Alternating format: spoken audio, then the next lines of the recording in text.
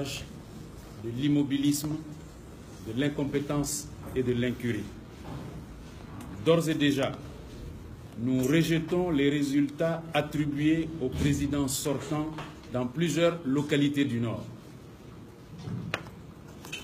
Il a donné quelques exemples, notamment dans le cercle de Gourmara-Rousse, où il n'y a pas eu d'opération de vote dans plusieurs communes. L'on a attribué au candidat Ibrahim Boubacar Keïta 30 674 voix et à Soumaïla Cissé 6 467 voix. Une zone qui est traditionnellement un fief électoral de Soumaïla Cissé. Il avait pris également l'exemple de Salam, dans la nouvelle région de Taoudéni, où le candidat Ibeka a obtenu, ou aurait obtenu 11 316 voix, tandis que Soumaïla Cissé s'était vu attribuer 379 voix.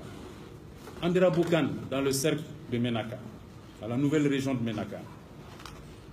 Ibeka, 9 865 voix, Soumaïla Cissé, 1158. Talatay, dans le cercle d'Ansongo. Ibeka, 8 646 voix, Soumaïla Cissé, 547, ainsi de suite. Tidermen, nouvelle région de Menaka.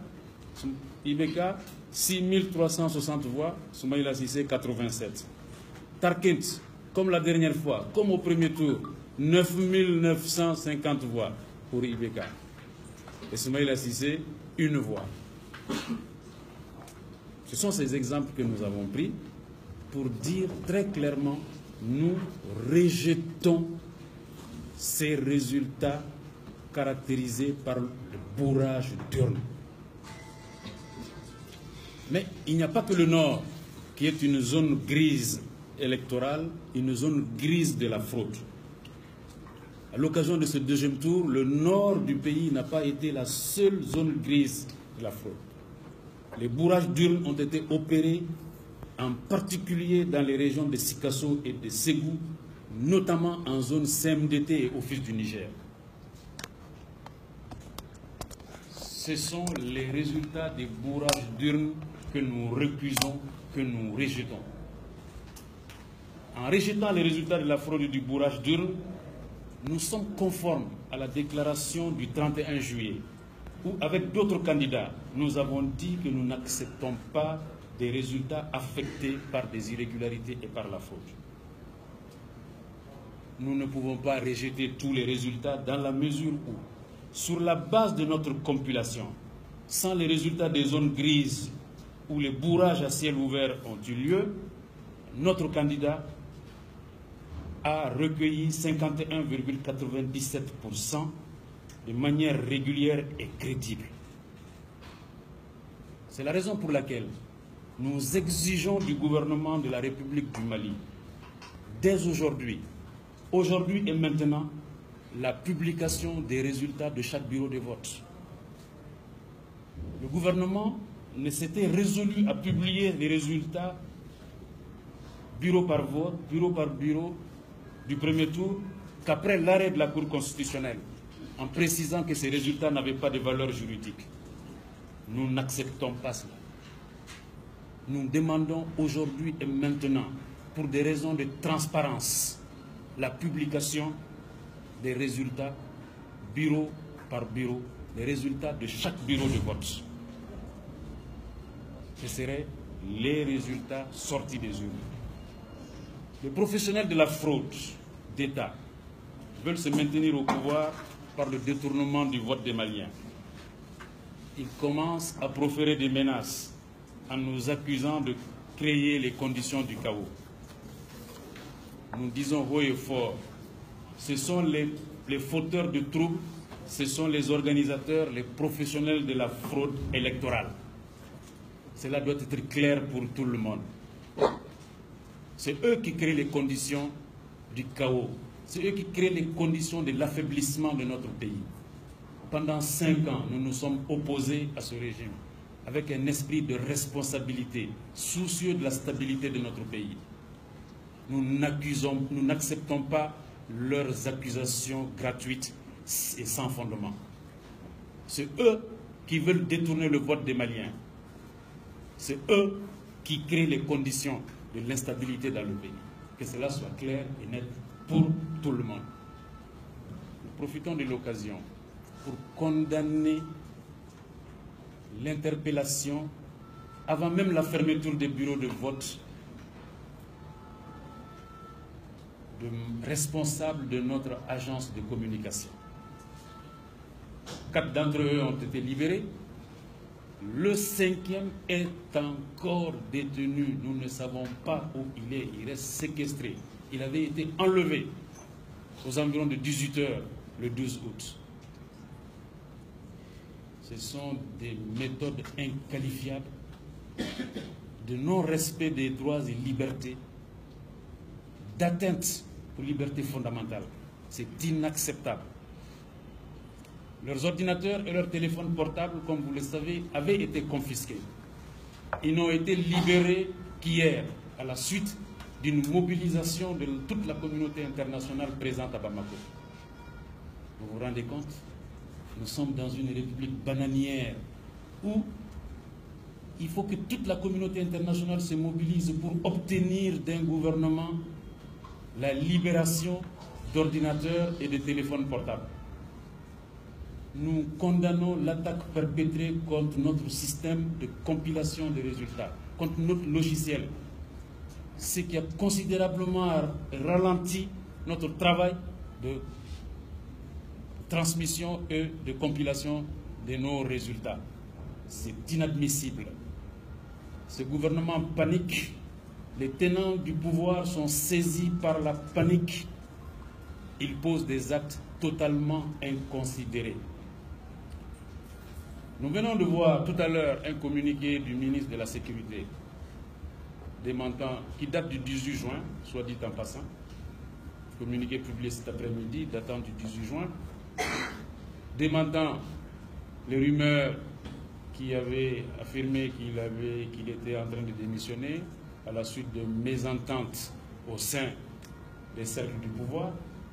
Mais il saisit l'occasion pour démentir également les rumeurs, les informations selon lesquelles plusieurs personnalités civiles et militaires sont placées sous surveillance. Nous voulons bien le croire s'il n'était pas apparu hier matin, au lendemain du scrutin en tenue de combat de général, au lendemain d'une élection dans un pays démocratique. Franchement, où allons-nous dans ce pays? Pense-t-il pouvoir nous intimider par cette mise en scène d'un ministre qui vient en tenue de combat d'un général pour intimider, pour impressionner les gens? Non. Je pense qu'il faudrait qu'il soit clair pour tout un chacun que ce pays est dans une situation extrêmement difficile et que sa stabilité doit être la préoccupation majeure de tous les acteurs politiques et civiques. Nous n'avons pas l'impression que les tenants du pouvoir ont le souci de la stabilité du pays, sinon ils n'auraient pas organisé cette fraude à vaste échelle et à ciel ouvert à travers tout le pays, en particulier dans les 3 zones grises énoncées plus haut, le nord du Mali et les zones CMDT et Office du Niger. Pour terminer, je le dis, sans les bourrages d'urnes orchestrés dans ces zones grises de la fraude, le candidat Soumaïla Cissé est en tête pour gagner cette élection présidentielle et je vous remercie.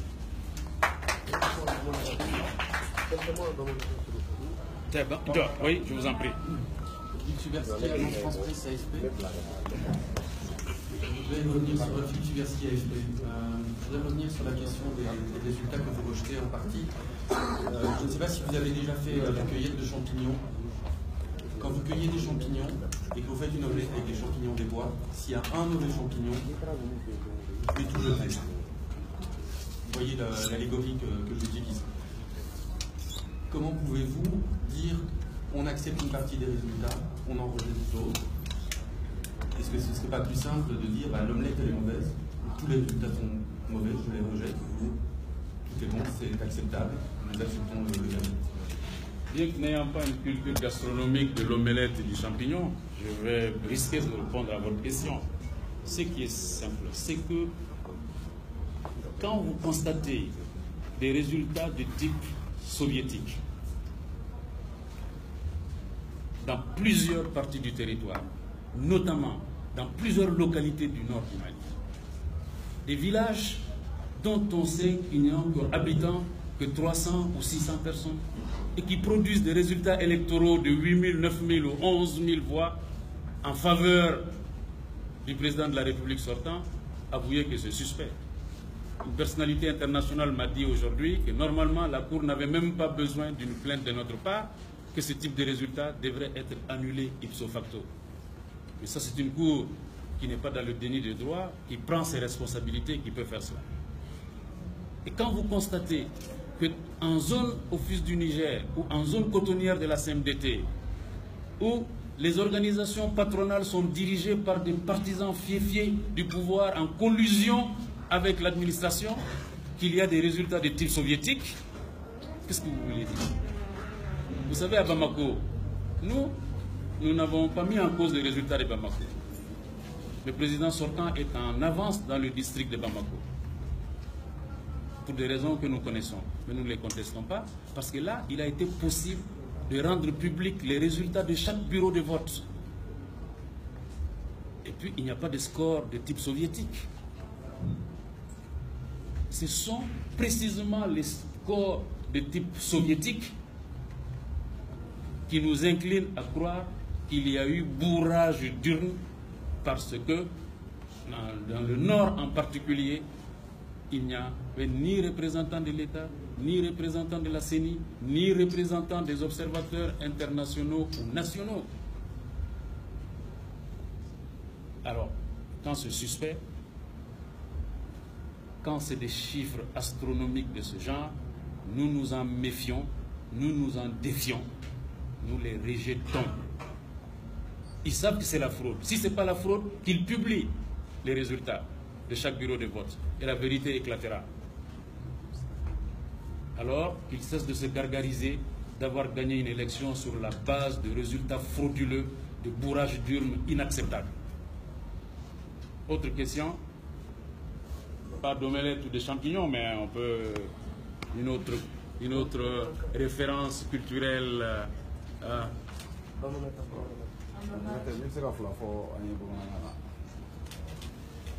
Bon, ouais.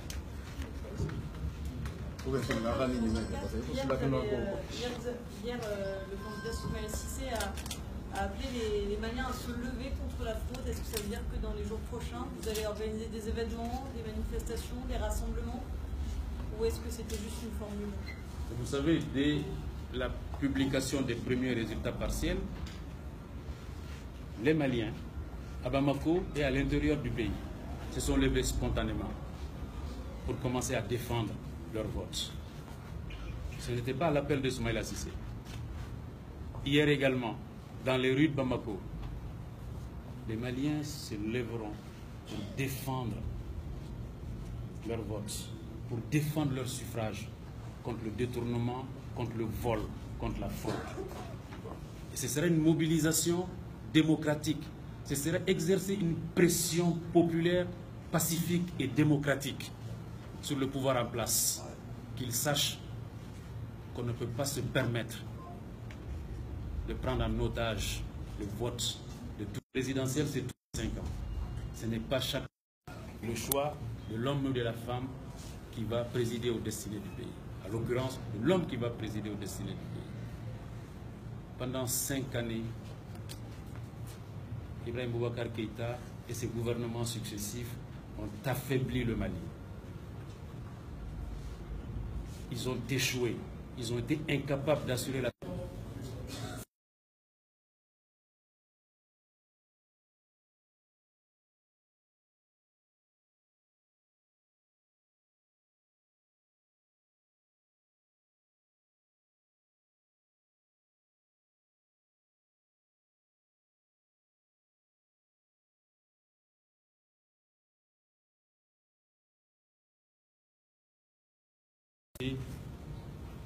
de voler le suffrage des Maliens. On l'a vu.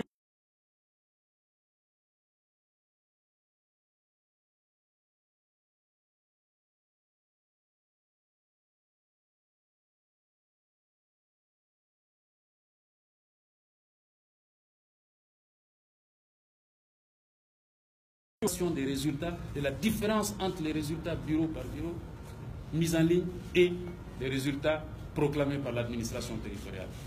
Vous comprendrez dans ces conditions que le peuple malien soit vigilant, se mobilise pour exiger que les résultats soient publiés aujourd'hui et maintenant, pas après l'arrêt de la Cour constitutionnelle, tout de suite, pour que les gens puissent se rendre compte si les résultats sortis des urnes sont effectivement conformes à ce qui a été. Et d'autre part, s'assurer qu'il n'y a pas bourrage d'urnes, qu'il n'y a pas vol à ciel ouvert, comme cela s'est passé dans les localités du pays que nous avons plus précisément indexées. Et donc nous rejetons les résultats. Soumaïla Cissé rejette les résultats attribués au nord, en zone CMDT et en zone Office du Niger. Bon, franchement, parce que nous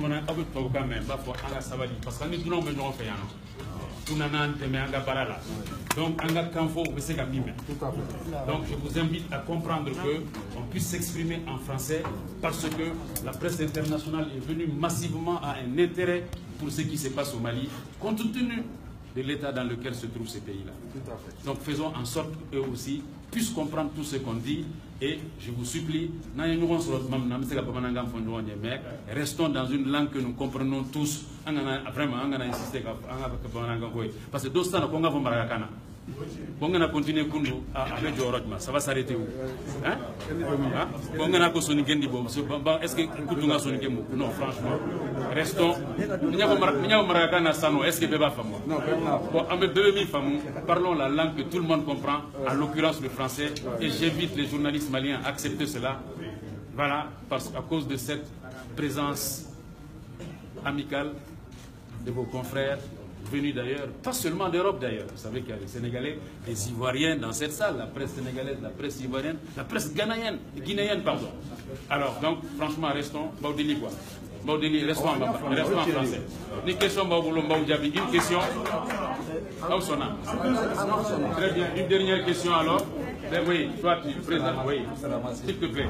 Oui, moi, micro, tiens, allez. C'est trop le bruit que les gars qui sont posés, je t'entendrai là. Merci, monsieur le directeur des campagnes. Monsieur le directeur des campagnes, en âme et conscience, je dis bien, en âme et conscience, vous savez que cette situation frauduleuse, désastreuse, allait se passer. Qu'est-ce qui vous a poussé à aller en second tour, étant donné que cette situation était étendue? Est-ce que ce n'est pas une contradiction de votre part? Merci. Ce n'est pas une contradiction. L'opposition malienne, je pense pour quelques semaines encore, opposition, a été une opposition républicaine depuis le premier jour. Depuis le premier jour du régime d'Ibeka, nous nous sommes opposés. Vous connaissez le proverbe Bambara qui dit que quand la nuit va être bonne, on le perçoit, on le sent dès le crépuscule. Vous connaissez ce proverbe? Donc, on s'est opposé. Mais nous nous sommes opposés conformément à la Constitution, dans le respect de la République, de la Constitution, de la démocratie. Il se trouve que c'est cette opposition-là qui s'est opposée au coup d'État.